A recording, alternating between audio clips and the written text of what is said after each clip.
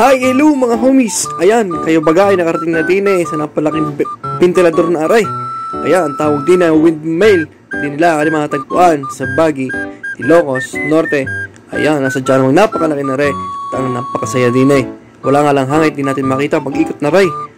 Ayan, aray nga pala 20-story building ang taas.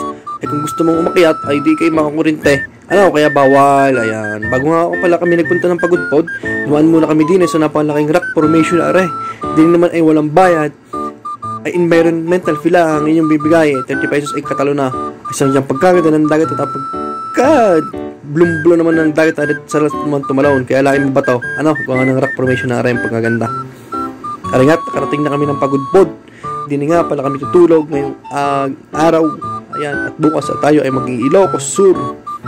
Arin, pagkalawak makikita nyo din ang Batanes Group of Islands dahil ari dulong-dulo na ng norte ay napakaganda naman talaga.